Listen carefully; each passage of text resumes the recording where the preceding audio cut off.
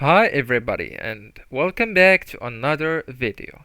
In this video I'm going to show you how to hide likes on Facebook posts. So first I just want you to tap on your app icon to open it, and then I just want you to go through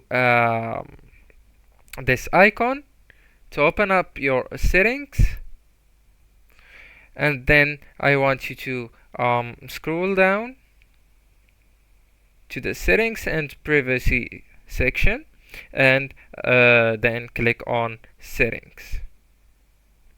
Alright, once you click on settings, there are too many options right here. I just want you to go into preference section, and I want you to tap on reaction preferences. So here I want you to turn on this mode. So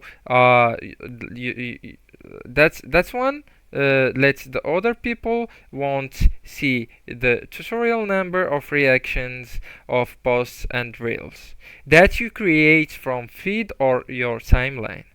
So that's what, and that's the setting that will hide likes on Facebook, or on your Facebook posts.